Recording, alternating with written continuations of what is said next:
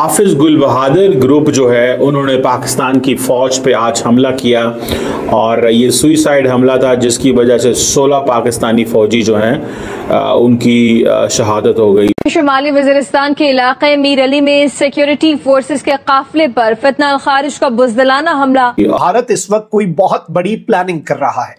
पाकिस्तान की अफवाज इस वक्त मुकम्मल तौर पर हाई अलर्ट पे है और भारत की तरफ से एक जानिब तो एडवेंचर का खतरा है तो वहीं दूसरी तरफ भारत की तरफ से पाकिस्तान के ऊपर हमले और पाकिस्तान की अफवाज को टारगेट किए जाने का अमल जो है वो भी शुरू कर दिया गया है। इंतहाई तकलीफदेह है कि हमने एक अदद ट्रॉली देखी, वो ट्रॉली जो शायद कचरा उठाने के लिए, सफाई के लिए इस्तेमाल होती है। एक ऐसा चेन ऑफ इवेंट होना है, एक ऐसा डोमिनो इफेक्ट होगा इसका कि पाकिस्तान की जो बाकी मानदा को थोड़ी बहुत बच गई है ना सालमियत, वो खत्म हो जाएगी। पहलगाम में क्या था स्कोर? 25 का था, यानी कि पहलगाम का जो स्कोर है उससे 10 टाइम्स ये हमारे खैबर पख्तूनख्वा वालों ने, यानी टीटीपी वालों ने और नीचे BLF वालों ने निपटा दिए पूरी तरह से। सबसे बड़ा झूठ जो हमसे बोला जाता है, और ये अस्करी झूठ है, कि पाकिस्तान कायम रहने के लिए बना है, क्योंकि 1971 में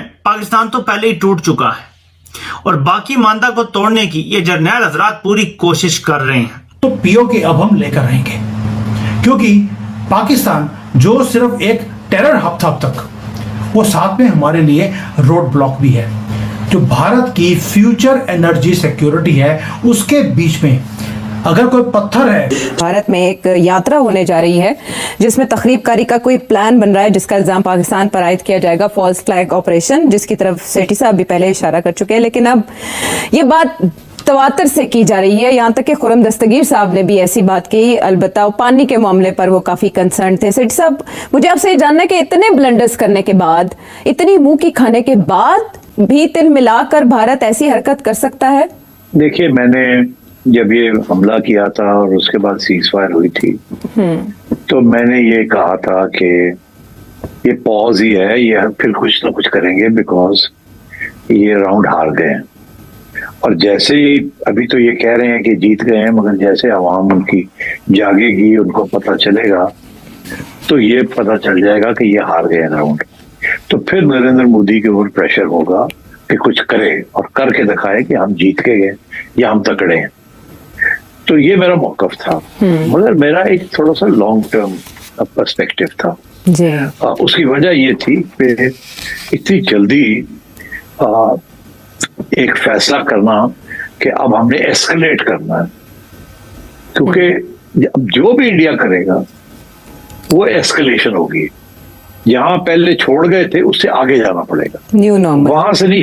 हाँ, न्यू नॉर्मल ये जो कह रहे हैं ना, न्यू नॉर्मल का भी एक हायर लेवल होगा, बिकॉज वो पुराना लेवल जो है वो तो पिट गया ना। अब कुछ और करना पड़ेगा जो कि ज्यादा हाई लेवल पे होगा, जिसे हम कहेंगे एस्केलेशन। और फिर काउंटर एस्केलेशन भी होगी। एस्केलेशन को काउंटर करने के लिए हमारी तरफ से भी there be a bigger escalation. तो इसको सोच समझ के करना पड़ेगा इंडिया को, मगर इंडिया चैन नहीं आएगा नरेंद्र मोदी को। और मैंने ये भी कहा था कि मुझे ऐसे लगता है कि कहीं ना कहीं इनको कोई ना कोई कुर्बानी देनी पड़ेगी, क्योंकि आवाम सर मांगेगी।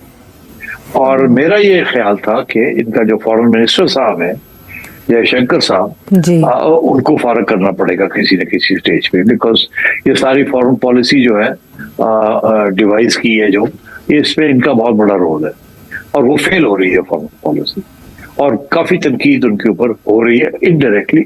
वो आहिस्ता आहिस्ता बढ़ रही है, क्योंकि लोग जो नरेंद्र मोदी को नहीं अटैक करेंगे तो इनको अटैक करेंगे। और अब आप मगर कब करेगा इंडिया और कैसे करेगा, that is those are the big issues. आज अब मैं देख रहा हूं कि पाकिस्तान के अंदर एक डिबेट शुरू हो गई है, एक व्यू पैदा होनी शुरू हो गई है कि हमें तैयारी करनी है, इंडिया ने कुछ करना ही करना है। गुल बहादुर ग्रुप जो है उन्होंने पाकिस्तान की फौज पे आज हमला किया और ये सुइसाइड हमला था जिसकी वजह से 16 पाकिस्तानी फौजी जो हैं उनकी शहादत हो गई। और ये तहरीके तालिबान हो या हाफिज गुल बहादुर हो, ये मसरूफ़ थे क्योंकि इनको पता था कि पाकिस्तान की फ़ौज जो है वो मसरूफ़ है, इंडिया से लड़ रही थी तो इन्होंने बिल्कुल खामोशी इख्तियार की और दाएं बाएं निकल गए और सिचुएशन जो है उसको जांचते हुए समझते हुए उन्होंने ये फैसला किया कि हमें अपनी वो जो मोमेंटम है उसमें थोड़ी सी कमी लेके आनी चाहिए पाकिस्तानी फौज पे हमले करने की। उसकी वजह यह है ताकि पॉज एंड थिंक का मौका मिले, थोड़ा रेस्ट पे चले जाएं, थोड़ी स्ट्रैटेजी बदल लें।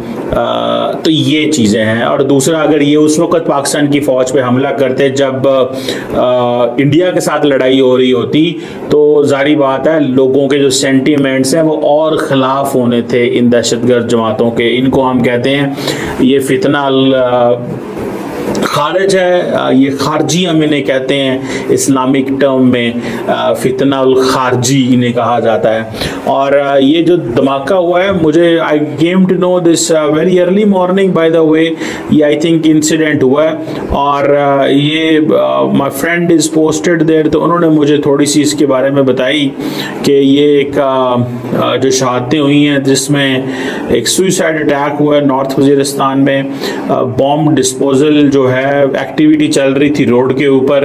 और अब मैं आपको क्या क्या कहानियां सुनाऊं कि क्या क्या चैलेंजेस जो हैं वो सामना करने पड़ते हैं पाकिस्तान को। और देखें, अफगान तालिबान ने रिसेंटली ये कहा था, उन्होंने कहा था कि जनाब ऐसे लोग जो अफगानिस्तान में बेस्ड हों वो पाकिस्तान या किसी और मुल्क में जाके हमले नहीं कर सकते। ये उन्होंने अफगान तालिबान ने स्टेटमेंट्स जारी की थी। अब सवाल ये होता है कि ये लोग फिर पाकिस्तान पे हमले कर रहे हैं, इनको इस चीज़ का अंदाज़ा है कि यार अगर हम हमले करेंगे तो शायद कोई बेहतरी निकलेगी, शायद हम बहुत पॉपुलर होंगे।